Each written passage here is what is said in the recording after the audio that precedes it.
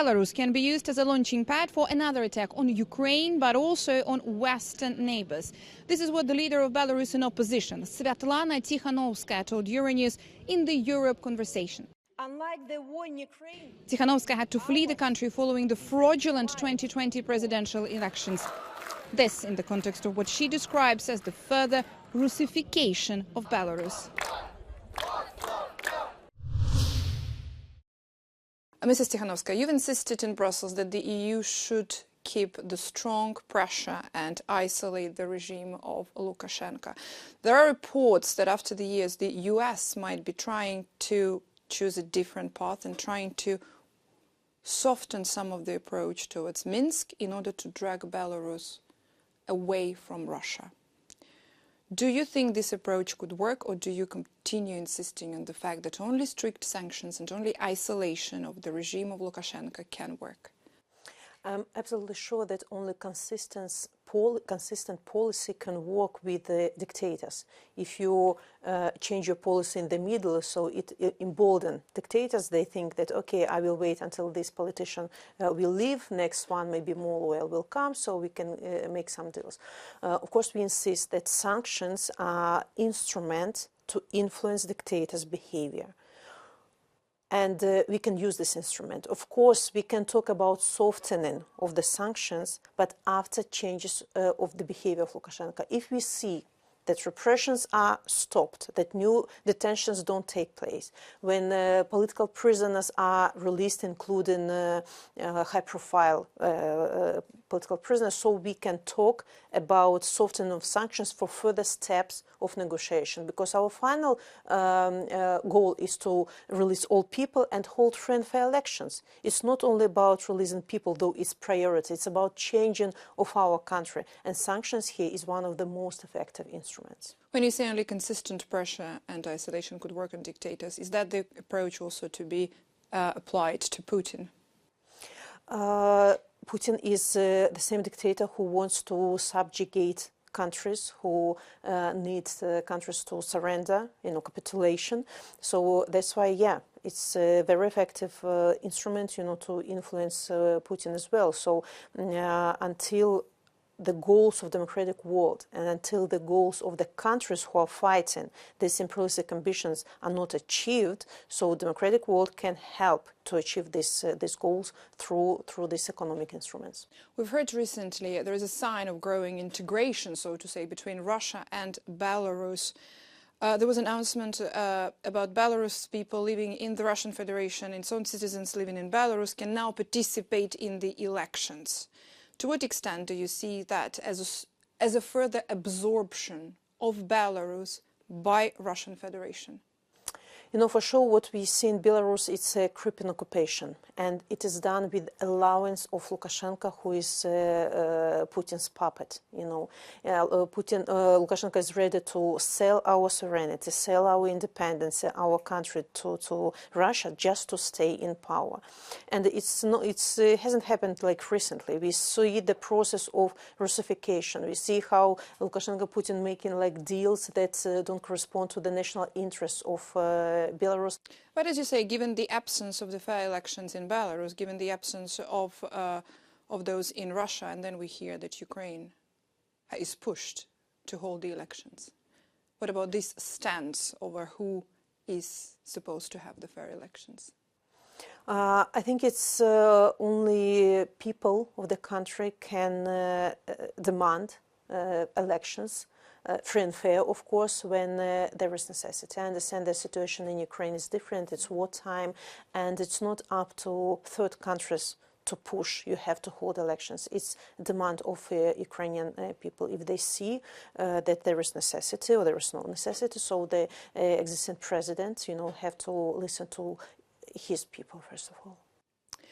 You've mentioned the goals of Moscow, saying that the bigger one is this de facto annexation and Russification of Belarus. Do you think this is something that might not be understood in the West, that Moscow is pursuing not just integration, not just the voting rights, not just the deployment of nuclear weapons, it's about the whole annexation?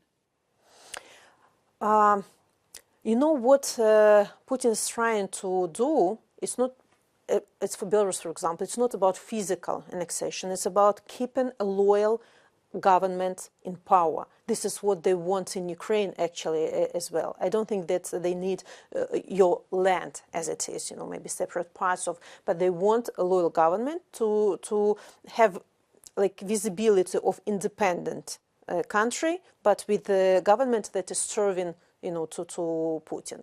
At any moment, they can use our land, for further invasion of the European Union, for example, or just to promote their propagandistic interests. This is what they want. They want to have puppets regime in the countries.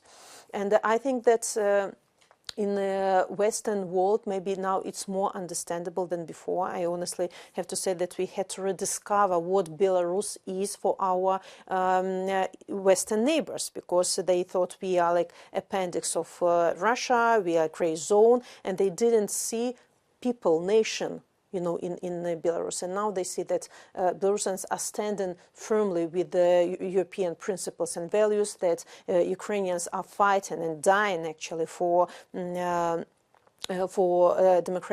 democracy, for their rights to be part of European family of countries. Speaking of Belarus neighbors, Volodymyr Zelensky at the Munich Security Conference issued a stark warning that Russia might be preparing an invasion using Belarus as a launch pad, somehow similar to the way Belarus territory was used in February 2022 for invasion of Ukraine. Zelensky said that Russia is preparing up to 15 divisions that could be up to 150,000 troops being trained to aggravate the situation in Belarus direction, which might be troops meant to attack NATO countries and the Baltic states.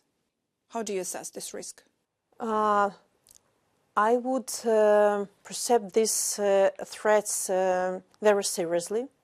Because while Lukashenko is in power, Belarusian land can be used as launching pad for attack again on Ukraine or on our Western neighbors. It's no problem for Lukashenko to serve to Putin and give our land and infrastructure, for further invasion. So that's why we're explaining it to our democratic partners that until regime is there will be constant threat to your security. We have to dismantle this regime to get rid of Lukashenko. Only in this case, Belarus will not be the source of constant blackmailing with migrants, a nuclear weapon or joint drills with the Russians. Only we want to be reliable partners. And also in the Munich Security Conference, Zelensky also told that eastern border of Europe has to lay to the eastern border of Belarus. You said that when it comes to the pressure on being put on Belarus, it is hard to also foresee what can happen as long as Lukashenko is in Belarus. Do you think it's going to be the same if, hypothetically, Putin is no longer in power? Would that also be the change? Changes in Belarus can happen due to different venues. But what's important for us as democratic forces is that our society, our democratic movement, Europe, is prepared for these changes.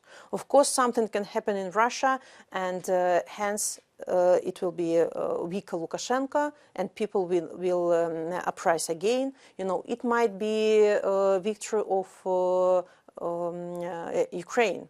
It also will weaken Putin and weaken Lukashenko. But the changes in Russia can start from changes in Belarus as well. Let's not forget that changes or some uprising or black swan in Belarus can raise uprising in Russia, as it happened back in 2020. So let's not connect in our heads that without changes in Russia, nothing is possible in Belarus. No, it doesn't work like this.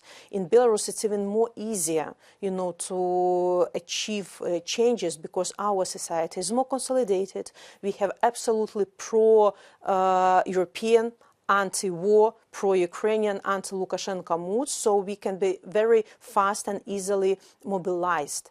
Belarusians haven't changed their minds. We want to get rid of this Russian influence. We want to return to European family of countries. And if there will be a window of opportunity, people will be on the streets. People will be very active and will be very effective. So context of Russia and Belarus are very different. And I'm absolutely sure that there are more possibilities to change regime in Belarus than in Russia.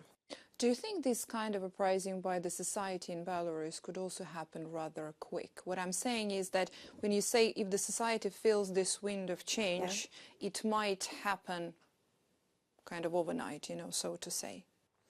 Our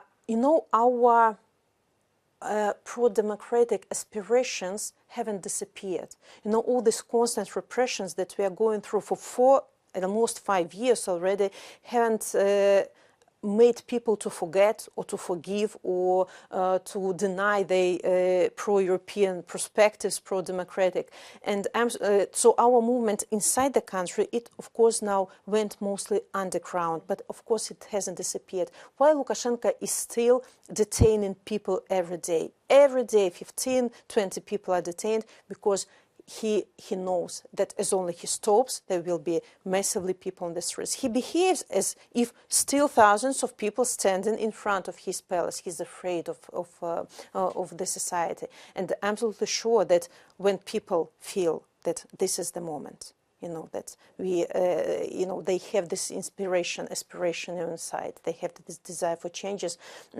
People will be on the streets. We have to remember that people on the streets is only part of their prize and part of their resistance. And this visible quietness on the country doesn't mean that people gave up. It means that people are preparing and they will be ready when there will be possibility. Thank you very much. Thank you.